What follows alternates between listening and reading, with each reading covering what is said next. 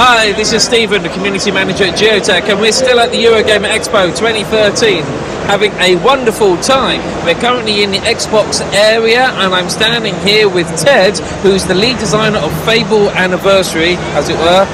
What's not the full name? Yes, Fable Anniversary. It is Fable Anniversary, and at the Xbox stand, and we're going to have a chat with Ted. Ted, thank you for joining us. No problem, thank you.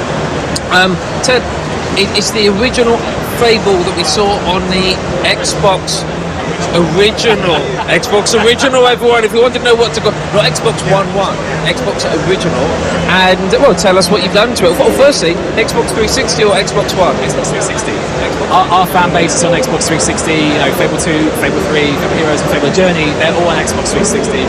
As this is a fan title, we really felt that we should bring it to the platform where our fans are, and it's nice to be able to own every single game on one platform, you know, the entire collection.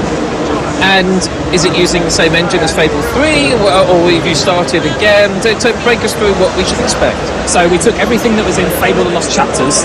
So for those of you that might not be aware of The Lost Chapters, it came out about a year after Fable 1 and had about 30% extra content.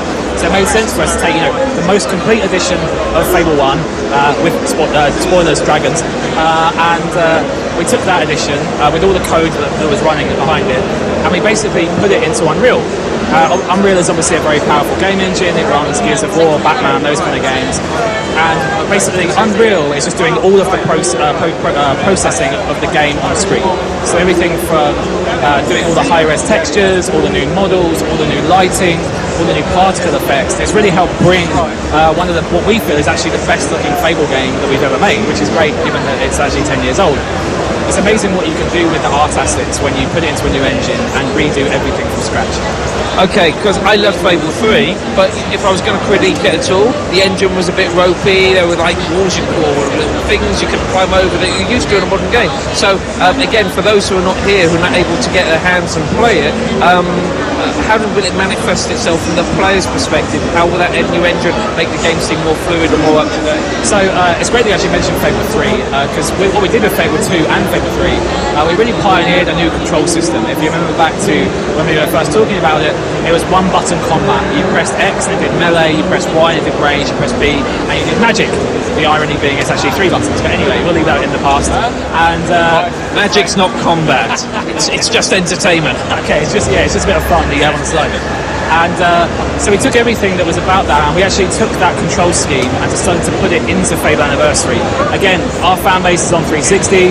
There's actually a lot of people that come to us at Eurogamer and said, oh well, I never played the first Fable game. I played 2 and 3, never played the first. So for them it's also important that they can play it with the control scheme that they're used to. But if you're a Fable 1 purist, don't worry, we've got you covered. You can still play it as you did 10 years ago with the same control scheme. But you know, it's up to you how you want to play. But will the Unreal Engine allow the action to be a bit more fluid than Fable 2 and 3 because it's in a different engine? Like I said, even going over a hill was a bit problematic at times. No, I think that's a fair comment. And you know, one of the things that we've really been able to improve since 10 years ago is the frame rate, and that makes a big difference to the fluidity of the combat. When the frame rate is constantly running at 30 frames a second, which it wasn't back in 2004. It just allows you to feel that bit more heroic. You know, the controls are more sensitive. You really feel like you're pulling off heroic moves. And I think that improved frame rate combined with the new control scheme and just everything looking nicer, I think people are in for a real treat when it comes to the combat system. There are a lot of people that feel that the Fable 1 combat system was the best we've had, and therefore I think for those guys they'll feel really, really happy with what we've done to it.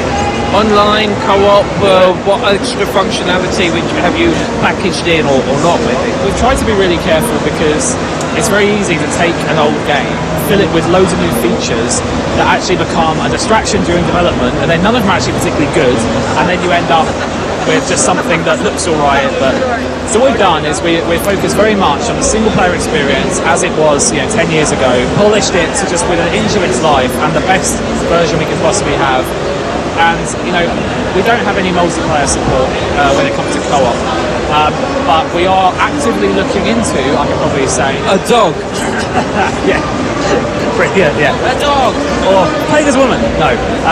What we are looking into is whether or not there is something we can support from an online perspective. I won't talk about it now because I don't want to give any false impressions, but there is something we would like to add in that area if possible. release date? We've decided to push it back to February next year. Like I said, we really wanted to have that, final lick of polish that, if you rushed it out for Christmas, you might miss out on. So we took, a difficult decision to move it back to next year, but any time around February is what we're aiming for. And this might not be in your remit, as it were, but price, is it going to be a full price game, or is it going to be slightly discounted because it's an older HD version? You basically said exactly what I was going to say. We don't have a price as of yet, but it'll be around the same sort of price as Fable Anniversary, not a full retail title, a little less than that. Excellent. Thank you very much for your time, Ted. Have a good Eurogamer, and we look forward to trying the game out. Thank you. So, Ted, you're going to be showing us how Smart Glass is going to work with the new Fable Anniversary. Over to you. So, when Smart Glass was first announced, I was really excited. Like, genuinely, as a game designer, I just thought, this is awesome. The thing that just sits in my pocket when I'm playing video games can now come out and I can actually use it. So, one of the things I was really excited about was just first and foremost, the idea that I can turn my tablet on my phone into just a map. And I ever wanted to, I'd never have to open the in-game map because I've just got this sat next to me the whole time.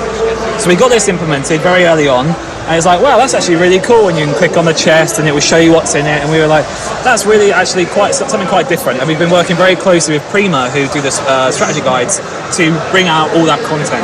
But then it was like, why don't we use it as an opportunity to remind people what Fable 1 used to look like? So if you click on the camera, it will show you old screenshots of the original title. Obviously 4:3, no widescreen back then unless you were very, very wealthy. We weren't. And your hero will move around as you play. You can click on the demon door and it will help you with the riddle. And if you're a really hardcore fan, you can obviously switch between regions. And I'll go to the final region in this quest. And you've got Twin Blade. And if you click on Twin Blade, it gives you a little bit of backstory that the game doesn't provide. So we've really tried to go to town on it. That's terrific, because I have to say, I know it sounds a bit lame, but actually navigating the regional map was actually a little bit hard. But this actually it's a really nice layout. It's very clear where you're going. Yeah, and we just wanted to provide people that interactive opportunity where, in the case of this Windows tablet, you can just pop the back of it and just leave it standing next to you and just consult it whenever you want. So it's something to give back to the fans, really. Good plug on the Windows tablet there, like that. I hope Steve Ballmer's watching. Steve, here's your man. Because you're leaving the job. Here's your man.